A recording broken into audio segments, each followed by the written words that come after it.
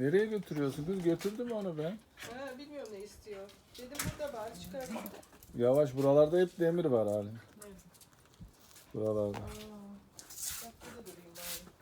Ama hep bacağına geliyor. O kadar oluyor ki. Önemli yok. Ha? Okey, hadi let's go. Selam var Gülbe.